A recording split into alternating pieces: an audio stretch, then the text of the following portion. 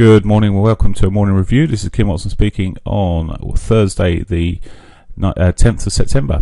Okay, let's have a quick run through the markets, and we've got quite a bit lined up today. So, right, okay, so the euro dollar first, and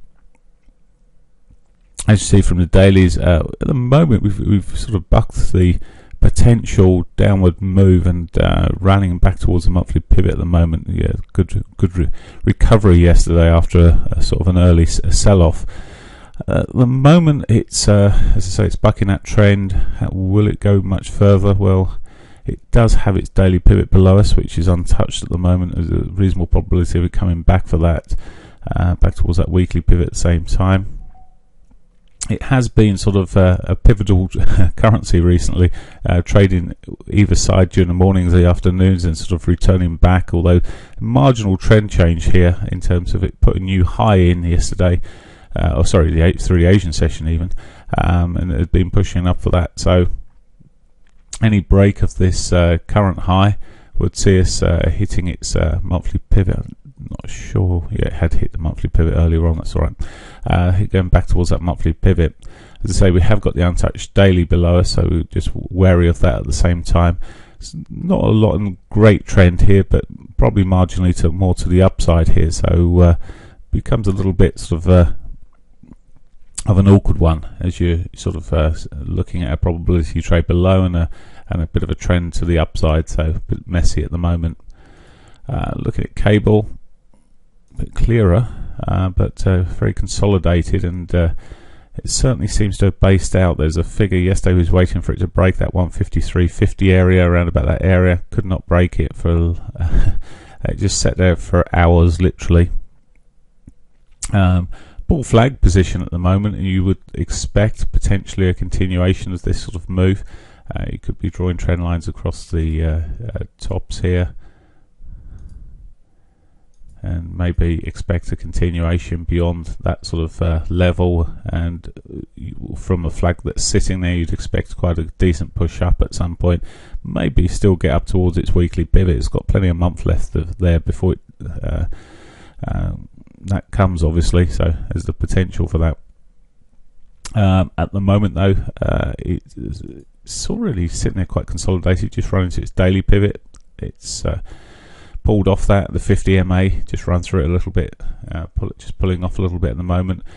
Any test back towards those lows, well, you may expect them to be broken. There's a lot of support around there. There was plenty of demand at that area yesterday. Every time it sort of went into it, we saw buying again. So, well, demand's still there, we'll see.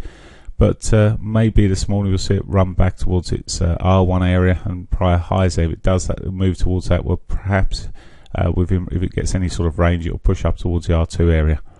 But very indecisive area, looking from a 60-minute point of view, possibly a bit clearer if it starts breaking the highs on this 4-hourly chart, and then we'll sort of on for probably a continuation to the upside. Dollar yen. Dollar yen managed to hold on to its gains mostly yesterday, or partly. It's pushed up again today, run into the daily 21.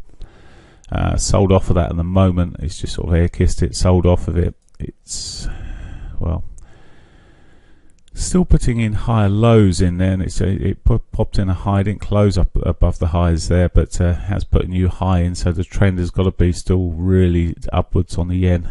It's not my favourite one to be trading at the moment, so I'm going to pretty much leave it there. And finally, I'll look at the Aussie dollar. Again, it's not one I've been trading. It's still got the opportunity to get back towards the pivot. I'd rather be on the short side mostly with the Aussie dollar. So it seems odd when you're looking at something and it's got a bullish potential. Again, it sort of put a flaggish pattern in, but it just almost killed it yesterday with this sort of biggish move down there. I say yesterday, this morning rather.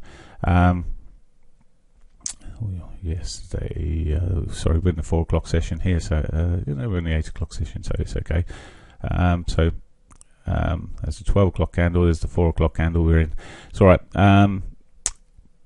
Yeah, it's earlier this morning, so just run down towards its S1 there. It's bounced off that back towards the daily pivot. Maybe it could push back, push on up for the R1 as well. When it seems to have done a decent move through the Asian session, it seems to give it back through the London session so often. There's rare occasions it doesn't, but we'll see. With the euro sort of pointing the potential southbound, maybe it will pull the others with it, and we'll see this come back down again. We'll see. But any shove up, well, we'll really be looking at yesterday's highs there, maybe the R1 as well, and the highs, and yesterday's back into the absolute highs of yesterday. So what there's things to watch there for there, but that would be quite a big range again for the Aussie. Okay, news-wise today, well, really we got the at 12 o'clock for UK, we got the official bank rates. Everything's expected to stay pretty much the same there. Sorry, it's the voting rather. Hang on a minute. It's the bank rate and the voting. We get everything together now. I get confused at this. So we'll see the voting and the rates. And the vote came out, or is expected to come out rather, at 1.108. So 1 in favour of change, 8 left alone. Official rate still at 50.5, and the asset purchase 375. So okay, so that's something to watch out for 12 o'clock. Probably a bit of volatility around cable on that.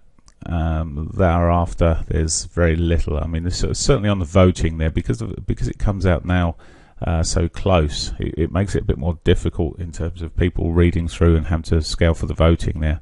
So looking at the summary, see where the votes are, it takes a little bit long, so a bit more volatility around that news. Okay, that's pretty much it. I'm just looking. There's a lot of there's a policy summary, etc. All comes out now together at 12 o'clock. So a whole pile of stuff for the UK.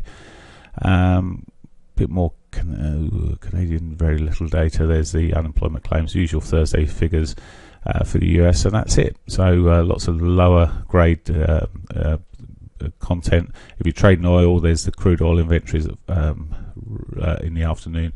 Got them at 4 o'clock here, but that may be wrong. It's normally 3 o'clock. Okay.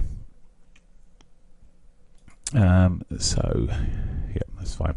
So I'm just checking my times on my my calendar here. So yes, just check that time for you. Crude entries. That's 4 o'clock. Okay.